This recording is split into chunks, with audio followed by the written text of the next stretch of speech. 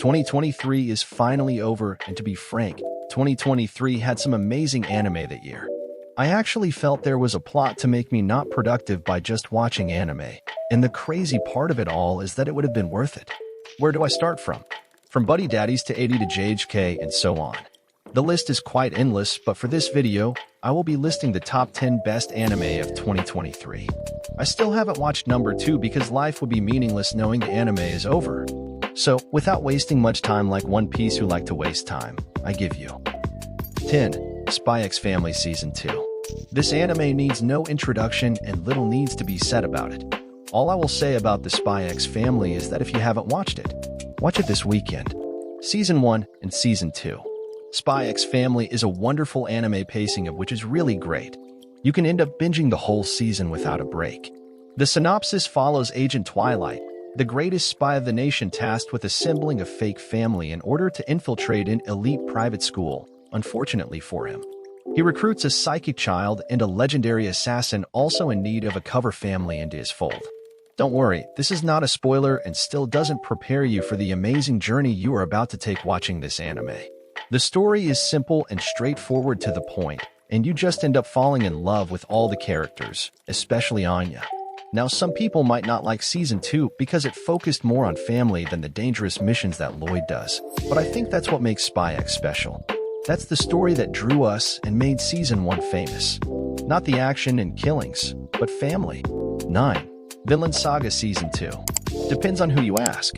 Some people would say Season 1 was better than Season 2, while some will say Season 2 was better or of the same caliber. But one thing can be agreed on by both parties: Vinland Saga was damn good. What makes Vinland Saga unique is that the characters have questions about how to unlearn cultural violence. The second season is slower than the first because it takes more time to show how Thorfinn has hurt himself by being violent in the world. At times, the farm seems like purgatory, and I get why people might say Season 2 fell off. Season 1 was great, bloody, and action-packed, and Season 2 is just slow in there. But that's what makes the anime good. You get to experience the effect violence takes on someone. Attack on Titans also followed this route in Season 4, and my god, when the show climaxed and Eren went all out, killing everybody, it made it all the better. It made the story better. And I found myself asking, would I do what Eren did? And that's the same feeling you get with Vinland Saga. 8. Asin No Koo. Asin No Koo weirdly grew on me, and I can't explain how and why. So this is the synopsis. Don't worry, it's not a spoiler. The world is captivated by AI Hoshino, a rising star from the pop idol group Bikamachi. However, when she announces a break because of health worries, many people become worried. Meanwhile, a gynecologist, Goro Amamiya, is a big fan of AI and cheers her on from his office in the countryside. He wishes he could meet her one day. Well, his wish comes true when AI comes to his hospital in good health and is pregnant with twins. His encounter with AI would change his life in a way no one could fathom. That is all I can say without giving spoilers to those who haven't watched it. The animation is beautiful, with bright colors and intricate details that made the world come to life in a way that felt both wonderful and real. Each character had a lot of depth, with backstories and traits that made them seem like real people instead of anime tropes. I loved how they played with the idea of what it means to be human and how they looked at how truth and fantasy can be hard to tell apart. One thing I loved about the anime was how the show dealt with some tough topics without ever coming across as preachy or blunt. It showed how the entertainment business really is. The show didn't shy away from showing the bad sides of the entertainment business, like how tough the competition was and how much pressure there was to always look perfect for fans. It showed how hard the business is and how even the most skilled and dedicated performers can get hurt by it. As scary as it may seem, there are real people with real problems behind the glitz and glamour of show business. And fame and success often come at a high cost. I thought the first season of Asin No Koo was great all around, and I can't wait to see what comes next in Season 2. I think it will be even darker and more powerful than the first. 7. Zom 100, Bucket List of the Dead. Honestly, I don't know how this anime is on this list. I remember watching the trailer and thinking, oh, another zombie anime, but boy was I wrong. The anime revolves around a young man who works around the clock and is nothing more than a corporate drone. He hates his job and everything about it. The money he earns is not enough to do something meaningful with it, lives in a crappy place, and hardly sleeps or eats because of work. and has a terrible boss. And no, I am not talking about you, but the fact that you can relate to this short synopsis already shows you why this anime is on this list. Zom 100 is not like most anime shows. It's great for both action and comedy. The anime is full of life, giving us important messages in its own way. From my point of view, it was more of a moral movie than a zombie movie. 6. Mash Lu. When you mix One Punch Man with Harry Potter, you get Mash Lu. I'm not joking. There are typical Harry Potter characters like Ron, Dumbledore, Draco, and Lucius Malfoy, your broom-flying lesson, the house selection hat. But this show actually showed me that it's not about what you have, but what you do with what you have. In a world filled with magic, Mash Burndead is the only human who can't use magic, and yet he is able to not just stand toe-to-toe with talented magicians, but also beat them just with his physical feats. I had a great time watching Mash Lu. The comedy, the action, and the suspense are just a chef's kiss. Especially the last episode, it brought up so many questions that I can't wait for Season 2, so I can have them answered. 5. Hell's Paradise, Jigakuraku. I think why I like this anime is because of how weird it is. It is definitely in the top 3 weirdest anime of 2023. The synopsis goes like this. Gabimaru is a ruthless assassin from the village of Awagakure. He is sentenced to death row. To earn his freedom, he goes to a hidden island to find the elixir of life. I actually watched this anime because I had nothing else to watch, and I am glad I did. The anime has absolutely beautiful art and character design, and the story is just intoxicating. Every character was written well, even the antagonist. Honestly, the anime is 8 over 10 in my opinion. And the reason it is 8 over 10 and not 10 over 10 is because I feel the story was rushed. There were so many things to consider and know.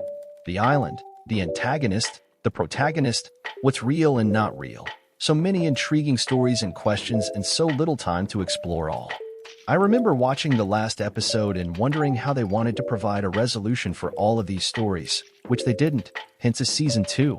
I hope. If Season 2 comes out, I will still watch it. Then hopefully they'll give us a real story. In summary, beautiful artwork, sinister monsters, superb world building, and atmosphere. 4. Kimetsu no Yaiba. The plot of this season is pretty simple. The good guy fights bad guys, or in this case demons, but as usual, the way it is done leaves you watching the entire season. Without giving anything away, Tanjiro has lost his sword after his last fight with an upper moon monster. Because of this, he has to fight for his life in less than ideal conditions. As you might expect from a show known for its unique style, the fight scenes and animation in this season are top-notch. Just the opening scene of the first show is something you will never forget. The demon's design is one of the best things about this anime. Every demon is different in how it looks and feels, and their shapes show how cruel they are. The 2 main monsters this season have the ugliest looks by a long shot. People might think the designs are silly at first, but they quickly become disgusting. One demon has a mouth for eyes, making it look like a scary mosaic picture. And how the show ended, I actually felt a rush of dopamine, happy for both Tanjiro and weirdly enough for Muzan because I know the next season, it's about to go down. 3. Bleach 1000-Year Blood War. Before I talk about how good this Bleach is, I should say what a great project this was. It's not often that anime gets a second chance. I'm still waiting on Gangsta. With Bleach, the story started up right where it left off, but with better art technology and industry knowledge gained over 10 years. Bleach was able to both bring back fans of the first show and bring in people who weren't fans of it before. The new series had stunning visuals and great quality that used the same viral energy that Sakuga clips and fan cuts are known for. The show came back to the top of the anime world with such ease and style that it felt like Bleach had never left and had always been so good.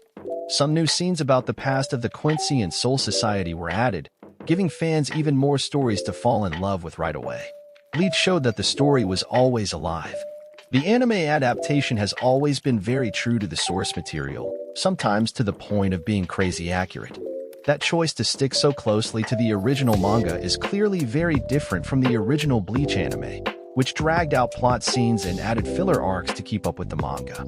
Every version of Bleach has been great, so watch it if you haven't yet. 2. Attack on Titan, the final chapters. The only anime that had the balls to turn the protagonist into an antagonist that I love. I have never considered a reason to do what Eren did, seeing life as black and white, with no shades of gray. But after watching this anime, I found myself supporting him despite all his inhumane actions. The plot, the morals, the philosophies, everything about this anime is just 10 over 10. I am even rewatching it again from season 1. And the way it ended, it is only right that the masterpiece, Attack on Titan, ends in such a magnificent way. 1. Jujutsu Kaisen. Come on, you had to know this was number 1. I have nothing bad to say about the show. In my entire lifetime watching anime or comics, there have been 3 times the world stopped to pay respect to fictional characters. The first one was with Jiraiya when he died. The second time was when Captain America said, "Hail Hydra." CNN reported that event, and the third one happened in Jujutsu Kaisen, with people paying respect to a beloved character. That is how good JHK is. I don't want to say much about it for those who haven't watched it yet, but please do, and see why anime is still going strong. The story, the fight, the twist, the suspense, the world building, everything about JHK is top-notch. This series is exciting because it has supernatural elements, intense fights, and characters who are well developed. What makes it stand out is its unique take on curses and jujutsu sorcery, which adds a fresh twist to the traditional shonen genre. If you like anime or have never watched one before, Jujutsu Kaisen is a must-see that will make you look forward to each new episode. There is no doubt that this is a modern gem that belongs with the best in its field. That's all I have for you today. If you found this video interesting, hit the subscribe button, the like button, and the share button. Thank you for watching. Till next time.